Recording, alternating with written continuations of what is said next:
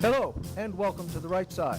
The Right Side is a news talk show produced by the Taunton Republican City Committee. We strive to present local, state, and national issues that impact our community, and we welcome all points of view to foster greater understanding and awareness. We want to make it clear that the views and opinions expressed on The Right Side do not reflect the view of Taunton Cable Media Access. And now, with great pleasure, we welcome you to The Right Side for a discussion of the issues of the day.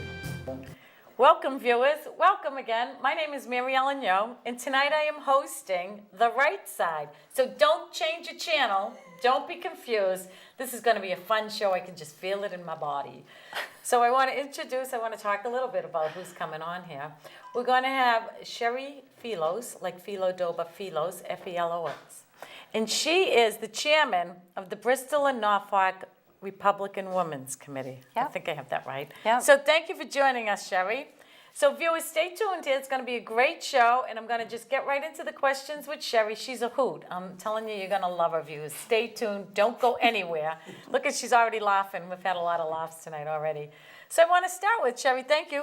Thank you for coming on The Right Side. Thank you for having me. You're welcome. And viewers, don't forget you can Facebook us, you can tweet, you could join us on Twitter, just like our Facebook page, so I invite you to do that too. And also send any comments to the Facebook, and I'm sure, either Jean, Pete, someone will respond to it. So keep active here and stay on that Facebook. We do enjoy that. We do enjoy your comments. So Cherie, let's talk about you. You're on the hot seat now. Okay. Republican. No, we love Republicans. So tell me, Cherie, where are you from around this area? You're either in Bristol or Norfolk County. So why don't you tell us a little bit about... I spent the past 20 some odd years in Massachusetts. So. Oh, you say that kind of grudging. You're happy to be here, though. Absolutely. Massachusetts is not really a red state, is it? Here, no, it's not. So you're on the move here. But I wasn't always active. I mean, there was a time I actually played in a rock band for a while, so people could easily... That's later. No, but it was during that time that I decided, I really want to do, it was when Clinton was president. I thought, I want to get involved. I want to make a difference. I'm afraid for my country. This is what my kids have to look up to. So I decided that at some point when I had the time, I'd get involved. And then, Jim Rappaport, I got involved in his political campaign. That was the first campaign. That was a while ago. So yes, you've been active was, for 2000. Since Good 2000. for you. Yeah. Since 2000. All right. And you were living in Bristol and Norfolk County, which? Attleboro. Attleboro at the time. Okay. Yep. That's okay. That is Bristol. That's Bristol. Bristol County. So, okay. So you started about with Jim Rappaport. Yep. Because you wanted to make a difference. Wanted to make a difference. And then a few years later, I went to law school and came back, ran for city council in Attleboro in Ward 1, won. Oh, good for you. And served 2 years on the city council. So I got to see politics on an extremely local level. And was still involved, was still active in other people's campaigns, not just my own. Worked on a few other local Republicans' campaigns. Scott Brown's, for example. I worked on his campaign when he ran against Angus McQuilkin for state senate. That's a mouthful. Yeah, yes. That is Angus McQuilkin, yeah. That's good. So that was fun. That was exciting. And what was wonderful was to see him go from there to where he ended up, to senator. Right. Yeah. So now, let's talk about your group. Okay. All right, can we get into it? Yes. So what does one have to do to join this group, and how do we find out about you? Have a website? Anybody can join this group. Yes, anybody. Facebook. Anybody. You have to be a Republican, a registered Republican woman to be a voting member, but you can be an associate member and even be a Democrat if you want. I mean, obviously, if you come to our meetings and socialize with us, you will soon see the error of your ways. And, and convert to Republican, right? And you will want to change your voter registration. Yeah, that Pete has to be a woman. So no, but we take men too. Oh, we take men. Don't tell him that. You just can't vote. He's got enough to, he can't vote. Just can't vote, that's all. But you can come, you can pay your dues, and we'll feed you. At our events, we often have food. Let's talk about when do you have your meetings? And we have meetings every few months. But we have events in between. I would say about twice a year we actually have membership meetings. They're more like socials where women come, men come, people come, and we talk about what we'd like to do for the rest of the year. Recently, we had one at Rafaela Feinstein's house in Mansfield that was a barbecue, summer social. But other things we do, like we had a forum at the Mansfield Public Library, and we invited people like Keiko Oral, who represents part of the city, wonderful representative Oral. We had Shauna O'Connell come talk about the EBT reform that she's working so hard on. Monumental strides, isn't Yes. she doing great? Oh, she is. We're so proud of her. I agree.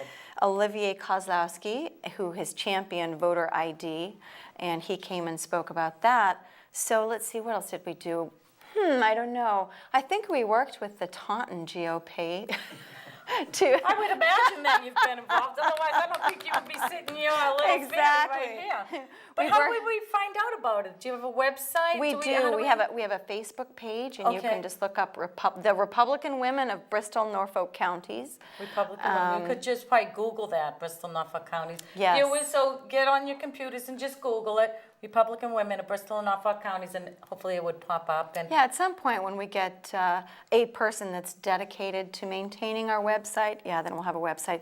We've only been formed in the past year. Oh, so this is relatively new. Yes, So yes. you're still Yes. green behind, right? Yeah, You're still, we're still working on the you're bugs. still working on the bus. That's okay. That's okay. At least you started. Good for you. Did you start this, or how many people were involved? And just said, "We need to Actually, do something." I became chairperson quite by accident. By default. Yes. I wasn't planning on being chair of anything. I was actually looking forward to taking a little bit of a hiatus from politics because it's hard to juggle the family and do politics. You work too. You work full time. You're an attorney, you said. Yes, yes. So Angela Davis, who is now our state committee woman, was going to be chair of this group. And she called me up and she said, "Cherie, I'd like you to be my vice chair. Would you do that?" I said, "Sure, I'll play a supportive role, no problem, as long as I don't have to be responsible." And then she ran for state committee woman, and the rest is history. So, but I'm enjoying it. It's fun. I've got some wonderful women who are on the board, and You're looking for more support. yes, Want we're more looking to support. have So more ladies, women. Let's go, ladies. join on. Not even ladies, but let's get going because we have some issues. What do you think is the most important or contentious issue now? I'll tell you what's one of the most important local issues, and that is keeping people like Shauna O'Connell doing what she's doing.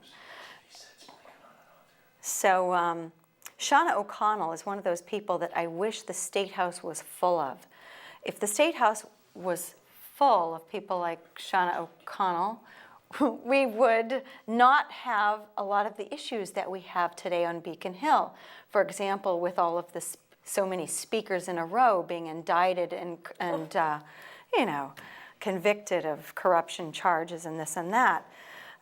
So anyhow, that's one of the most important issues, besides things like voter ID. I don't know how many people, it's nice to think that people are always honest.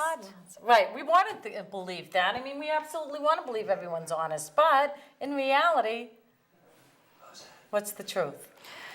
Not everybody is. Yes, I would say there is definitely some wiggle room for corruption there. And look at the speakers. If the speakers aren't even going to be honest, what makes us think that the average voter is going to be always honest? Right. And if you're given, with the unemployment rate, with the poverty level, if people just have a little incentive. Look at the abuse of the EBT card, for example. Shauna O'Connell has brought that to the forefront. There is a tremendous abuse of EBT. Why would there not be abuse of the voter registration It's laws? hard to believe that there's not some fail-safe in place to just blurb out if someone has over $2,000. How many people really get? I don't know. I was just astonished at that. It just, oh my boy. And how difficult is it just to whip out some kind of identification Right. with your name on it? How hard is that? It's pathetic, isn't Yeah. it pathetic? And that's why we're taxed to the hilts, right? Pretty soon our little asses will be taxed for sitting here, for right? sitting here My gosh, talking. Everybody else is taxed. Why not that? For every word that comes out of our mouth. Don't say that. I talk a lot, right? So you talk the one that I do, though. You're an attorney, so It's true. It's true. So we look at someone like Shauna, and she's just an inspiration. You're absolutely correct. She I think is. she's got a lot of energy. She has integrity, And she was even vilified for that. I mean, it was just incredible what the papers did. Unfortunately, what we need to do is find more good candidates who are like Shauna, support them, get them elected. David Steinhoff, there we go. Down in Fall River, there's a candidate that's running, a wonderful candidate. We need to support him, financially and otherwise. And so, you know, that's what we need to do. That's some of the most important things facing our population statewide, anyway. What do you think about the right to life issue? The right to life issue. Well, let me tell you something. I know feminists who are involved in the right to life issue because they consider that at least half of all the abortions are performed on babies that are female. So, I mean, you want to talk about feminists. I've known atheists who believe in the right to life. You don't have to be a card-carrying Christian to be a pro-lifer. I mean, that's a stereotype, and a stereotype, absolutely. So I think that if we want to protect women, we could start by protecting the most vulnerable women. Those are women that are in the womb. Amen. Amen. Pete says amen, and amen too. I can't even talk right now. Of course, super amen Gene comments too. Look, don't we love this? I Right. love them That's piping in here right. for curmudgeons. Aren't they kind of? Yes, yes. I love you too, says Pete, right? Yeah, I do believe in, and this is where a lot of people differ. There's a lot of pro-lifers. There's some differentiation on where the exceptions should come in. Some people believe in exceptions for rape and incest and things like that. I'm one of those people, Yeah, but you're one you of know. those people. That's fine. Yeah. You're entitled. That's God bless America. That's Yep. what we do here, right? Yep. You are entitled. Right. So tell me what are some of your causes that your group does? What are some of the other things that your group? It's easier to Well, say your group. I hope you don't think I forget that. We've identified, at least locally, there's a platform nationally. We've tried to sit down and talk about locally what we think our particular area needs work on. And we've identified education, educating the public at large as to what Republican values are, because we don't think that they're necessarily reflected well in the media, okay? For example, the idea that Republicans are stingy and mean-spirited. No, we want economic opportunity for all. And a lot of times when you have a big, huge, bloated government that's overspending, it ends up hurting the very people that it's intending to help. You know, we talk about one of the most important another very important issue of the day, and that is poverty for women. I am a divorce attorney. I happen to see it up front. Divorce helps create poverty because you're taking one household, you're splitting it in two, okay?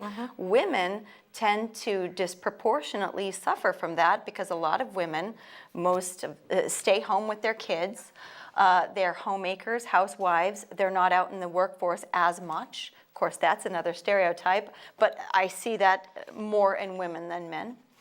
That's not to say some men don't do that. They absolutely do, but probably more women do. So finding a job in those types of circumstances is very, very important. But when there's not a lot of jobs out there, because businesses are struggling to reach the mandates that government has set, It's a catch-22. They want to be free, but how free can you be with no money? I mean, let's be realistic, right? If it does impact them, divorce does, if they haven't been working. And look at Obamacare, mandating that you have to provide health insurance for full-time employees. Okay, so what do? They just cut the hours and say, okay, you're a part-time employee That's right, now. right. How many people do you know that are doing that now, too, right? It's problematic. You're absolutely right. We have lots to talk about, viewers.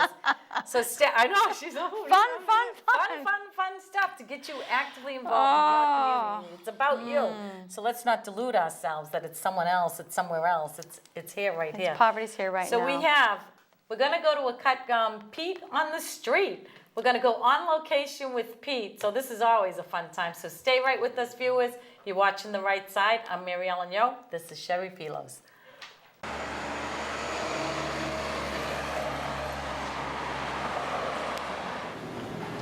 Hi, how are you? Hi, good. How are Good. you? I'm Pete Mazzone. Nice to meet And you. from the Right Side TV. You got Jackie. Now, we're doing a program about successful, hardworking women, and I heard you qualify. Do you have a few minutes to talk about it? Yes. All right. All right, here we are today with Jackie Caiovale, a partner, one of the owners, operators of 138 Thai here on Route 138 in Rainham. Jackie, what's your background in the business? I graduated in accounting, actually.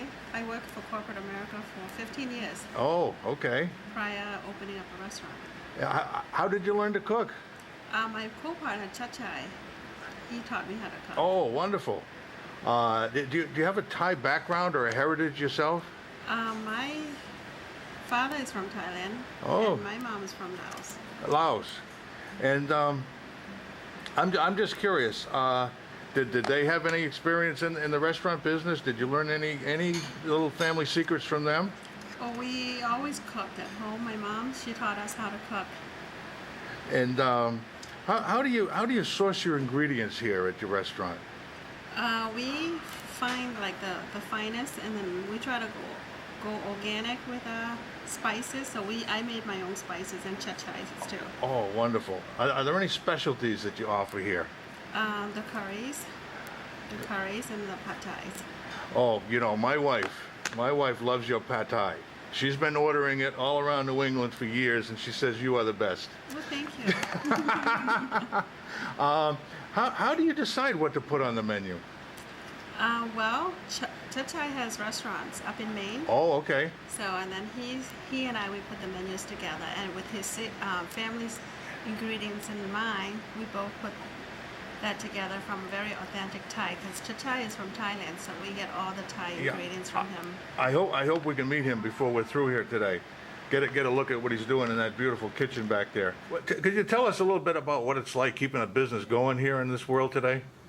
Very hard. As long as you work hard, set your mind to it, and you can accomplish. But it is a hard work, and with the customer appreciating the food, that makes a lot of difference.